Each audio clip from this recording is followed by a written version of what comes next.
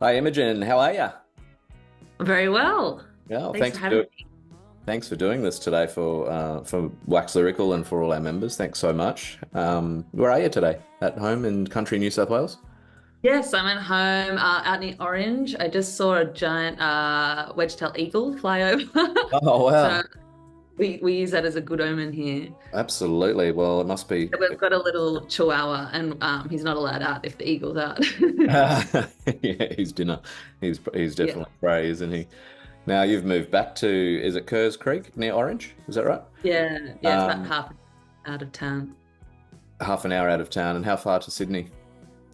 4 hours. Okay, so it's not super close then. Do you get to Sydney often? Yeah, we go a couple times a month for gigs and just catch up with friends. We're a little bit socially starved out here, so it's Sure. nice to head back to the city and catch up with everyone. But then it's probably nicer to retreat back into hermit mode. Now, given the state of the world and just how much we crave solidarity, I suppose, even after COVID, is living in country New South Wales, is it good or is it a bit inhibiting for you? Oh no, I love it. I've gone full prepper mode. I've got the veggie garden going. Want to get some cows. Yeah, awesome, awesome. Well, it feels a bit late to be congratulating you on your debut album, Brighter Side of Blue. It's been out for over a year now, and you've been sitting with these songs, gosh knows how long, for most of your life, I would say. Would that be accurate? No, to be honest, I haven't really didn't really start writing until about 2019. Oh, Um, so not too long. I'm not completely sick of them yet. right. So Um, you're a focused new musician slash songwriter. Well, is that how it? yeah, Yeah. I always dabbled as a kid, but never really thought it was something I could do. I didn't think I could sing. I didn't think I would ever have the confidence to get up and play. I didn't think I'd ever have, the community of people around me to help make music. So it was all a bit later on, and I just thought, if it's a bit morbid, but I was like, oh, if I'm on my deathbed, what would be the one thing I regret? And it would be not making music or performing. So, Amazing. Well, you show no signs of being a novice whatsoever. Those songs are remarkably realized. I'm sure you've been told this. Been told all of this over this last period. You've had the albums landed in, Double J's and NME's top 20 for the year. I mean, did you expect for a single second that you were that good? oh, absolutely not. I No. my goal was to hear my own song on the radio, Yeah. and I achieved that. And I was like, okay, cool. So now I can retire. But the problem with goals is that once you reach it, the next one comes, and you're like, ooh, ooh. So it's just my appetite is growing. So yeah, watch this space. Yeah, absolutely. And do you remember all those, reaching those first goals for the first time and how it felt? And it must have been surreal somewhat to like hear your song on the radio for the first time, for example. Oh, absolutely. I think the strangest one is hearing it get played in Bunnings. Which And song is I was that? like, all right, they play the clown in Bunnings, funnily enough, just to humiliate people when they don't know which tap fitting to buy. Babitha, Smash It in Bunnings. So yeah, the album was out for a year or so now, and you've gone through the process with it. You've gone through all the promo and all the bits and pieces. Must be a bit it must be a bit exciting to be talking about this again after so long. I mean, albums very typically sort of come and go very quickly in modern days in 2024. So to have this come out, it was early 2023, wasn't it? I think Yes, in January 23. Yeah. to have that, and then to make all those end of year lists, and then and then now, not that we Waxx Lyrical is the be all and end all, so to speak, but to have that resurgence and have a bunch of club members suddenly posting you on Instagram and bits and pieces in the coming weeks, that must be kind of exciting for you as well. Oh, it's awesome. I think it's just a nice indicator of, I think, what people are craving as well, and what artists are craving. Just a bit more of a longevity and sustainability. I think in the contemporary landscape, everything's so hot and fast, and with the whole TikTok culture, it's like you're either viral or you're not. So it can be quite disheartening. But I think.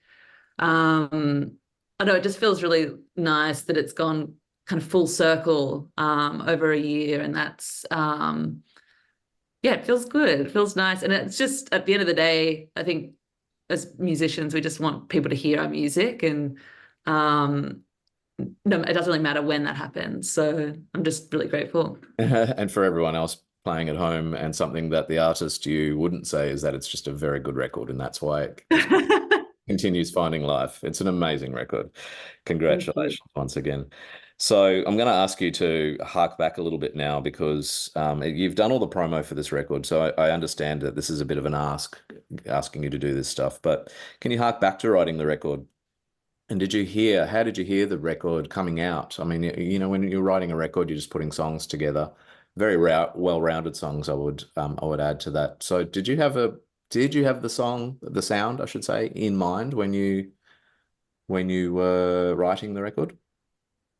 Yeah, I think a lot of my references during the writing phase were a lot of those live studio albums from the 60s, early 70s. And I think I wanted to challenge myself and kind of prove to myself that, I was a real musician. And so I really wanted to record as much live in the studio as possible, and try and have as little overdubs as possible. So I think that was a nice challenge, and I'm really lucky. Like my band have been musicians for years, so they were, complete pros, and I think they all have a particular character in their playing style, and it's so nice to be able to kind of capture that in the album. But then sound-wise, I didn't want it to sound too pastiche or almost like you've just whacked a filter on it. I think it's important to, you can reference something, but still make it your own. And that's why I wanted to work with my friend Doug, who's a techno producer, for him to mix the album, because I just thought that crossover would be really interesting, and maybe take it in this unexpected place. Wow, you have such an old soul, like old tastes and old feelings, and you seem to be, for somebody who hasn't been doing this all their life, you're very, very switched on with all this stuff. Is this just solid parents? My parents, yeah, big, massive music fans. Yeah. And it was just always on in the house. And like I think every memory as a child has a tie to a particular album, or Yeah. yeah, it's just such a huge presence in my life. It's incredible, isn't it? Parents are responsible for so much music taste and influence. And at what point, and what song was it perhaps even that you had, perhaps started to write when you realized that this was a thing, that Babitha was going to be a thing? I think probably my song "The Clown" from the EP. I remember hearing it after it was done and being like, oh, like it was kind of like an out of body experience. Like I couldn't believe I wrote it. I feel like I'm very intentional, and I try and play around with formula and lyrics and that kind of thing. But there's this point where you kind of are out of your body, and it just happens, and it's really exciting to hear the other side of that. And I definitely feel that with that song. And then in for the album, it just all these moments, like if I listen back to it now, I'm like, I don't know how I wrote this. Like it's Yes. it's such a, I think it's such a wild, mystical, like nothing makes sense, but you know when it's right. Well, yeah, I'm so interested in that process of listening back to it now, like, a year or a couple of years for you later. What do you hear now? Do you hear a different human being altogether now? Yeah, I feel like I'm almost able to detach. I think closer to its release, it was almost too much of my baby, and I would be too my ears, you couldn't hear it. But now that it's been so long, I can actually have it on and be like, oh yeah, I like this song. So that's nice. And then there's other things. It's like, oh, I could have done it that way. I could have done it that way. But I think any kind of art making or music, creation, it's ultimately a big lesson in letting go. Of course, Just put it out. You read stuff about Jeff Buckley, for example, never being able to finish anything, and that was his big, Mm, you know, weakness in making yeah. records.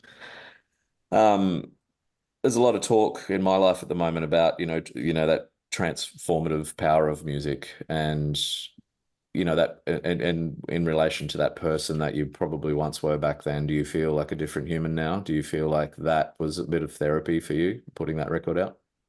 Oh, absolutely. Yeah. I think I'd gone through a pretty hectic, like turbulent time in my life. There was breakups and COVID and moving house a million times Mm. and just when you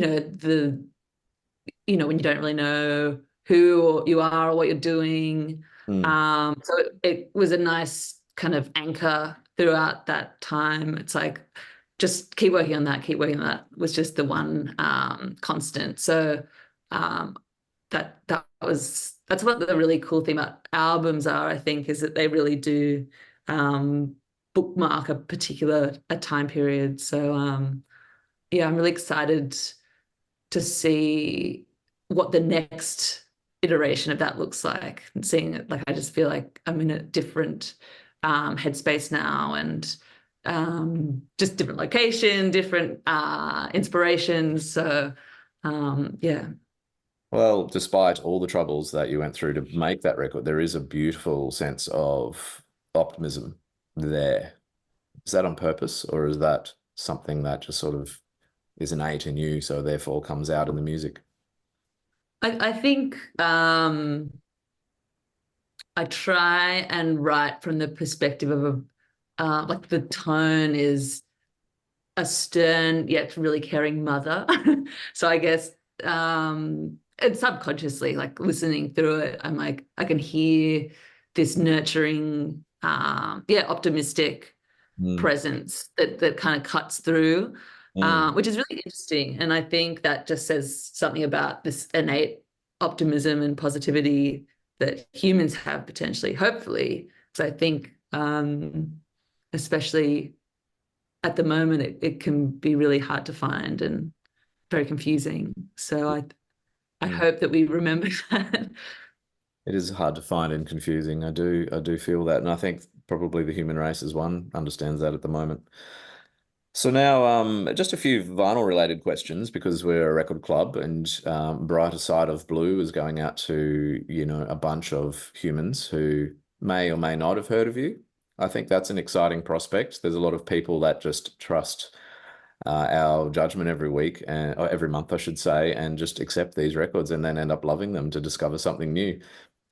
What's your elevator pitch, so to speak? I'm sorry to put you on the spot like this, but how would you warn these people what's coming Oh, before okay. that Warning, warning. spin? I guess something that feels familiar, and it'll play on those kind of nostalgic heartstrings, but there's something a little bit more contemporary, funny, sad. Yeah, I think there's something for everyone on the album. I hope.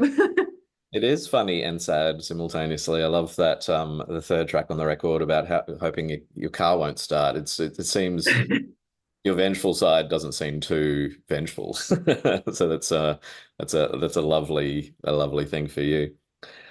What's the what does the vinyl format mean to you? I mean, does it's a record for me, I think, that's born to be on record, on vinyl.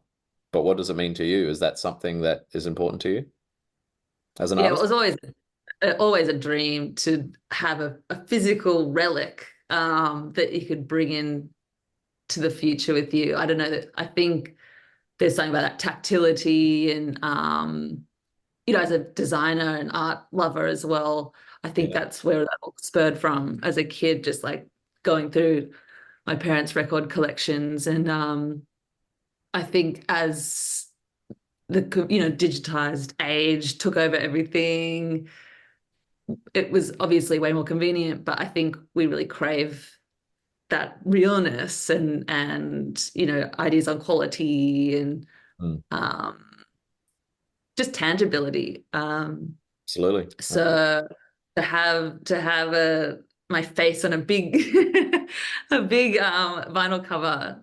So cool. That's a beautiful cover. And Mm. and I love the baby blue um vinyl that we've got through Impressed. It's really exciting. Yes, yes. And what about vinyl as a human being? Have you got a collection at home? No, I have too many hobbies. I've banned myself. We've got some. My husband has a few, but we're slowly trying to refine so that we each have like maybe 10 of our favorite albums and keep it at that. Because I'm looking at the shelf behind you, and I know I lived with a couple of record collectors at points in my life, and I was like, oh my God, like, no, don't even tempt the idea. Don't tempt it. Don't do that until you find your forever home. That's my advice because I've just moved Yes. 3 times in 18 months and it's not fun. Uh, Yeah, yeah. The IKEA Kallax unit, it will never go out of business. yeah, classic, isn't it?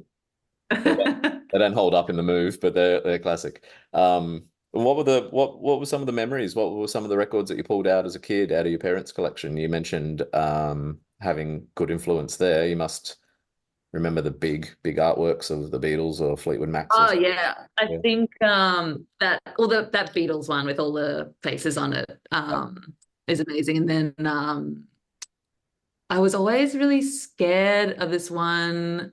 Who was it by? It was called Dolls in the Attic. Is that Aerosmith? Yeah, Aerosmith. Yeah, And yeah. that cover freaked me out. I thought it was so scary. So I used to always hide that one. It was too scary. And then I think my most played one as a kid was probably just Simon and Garfunkel and that like classic photo of the two of them. Yeah, awesome. I'm interested in rituals. It's interesting that you mentioned that your husband and yourself have like 10 each. Is there a ritual around this as yet? But I think no, we haven't started it yet. I think poor Marcus, he's a minimalist at heart, and I'm a Oh, hoarder. oh, Um, so we're constantly at battles with that. Unfortunately, I win, and so maybe over the year we can just refine and yes. end up with this. I don't know. There's something nice about having just the records that you really, really, really love Mm, and will play because that's ultimately what they should be done, like listen to. absolutely. We all start off with ambitions to, have a collection that's just like pick one and there we go. That's perfect for now, but commerce takes over a little bit as well, doesn't it? Anyway, well, thanks for your time today. I'm keen to know what's happening next with you. You're about to have a bunch of new fans, so maybe tell them well, tell us what to listen to on the record. What's your favorite thing on the record? Not necessarily a song, but something that you listen to and you give yourself a little cheer when you hear it that the rest of us might not hear naturally. I think my my favorite song, I don't know, I think there's something about all of them that I'm really drawn to. The song Ants is probably my favorite. I think it just taps into this particular mood that it's quite meditative and Mhm. um, I don't know, maybe it feels a little bit different from the other songs on the album. Um, but then it's just a good driving album, which is not very good advice for vinyl fans, is it? Get the CD as well, or get the Spotify link I up. haven't made CDs yet. Maybe I should, that could be the next thing. The driving edition. It's got like 3 new songs on it. Yeah. So good, Imogen. Well, congratulations once again. We look forward to hearing what's coming next. Are you writing anything yet, or is it Yeah, I've got working on a couple of demos at the moment. oh, I'm I'm interested in expanding the sonic scope a little bit. Maybe some more 80s instruments, like a lot of synths and maybe some fake drums. So just playing around with some ideas at the moment. There'll still be a pedal steel in there somewhere. yeah, it's phenomenal what's happening. I mean, I'm really reluctant to call it a straight country record because it's not. It's all over the show, but it's so exciting to be seeing country having a little moment, isn't it? We're not supposed to say that. It's Mm. always been around, but you know what I mean. But it's certainly moving into the mainstream a little bit, isn't it? I think it makes people feel the feels, and we're not scared to express our emotions anymore. So just I think a lot of ideas about like private music as well have gone out the window as well. I think people are much more confident to be like, yes, I really love this song, and Yeah. doesn't no more yeah, being cool is not cool. Being cool is not cool anymore. I agree completely. Great. But Well, I wish I was a bit cooler. oh, you're very cool. Stop it. Have you listened to your record lately? It's very cool. All right. Well, thanks so much for your time today, and you should get back to work by the sounds of it. But thanks very much, and yeah, look forward to those Instagram posts and bits and little shout outs for Babitha's year-old record.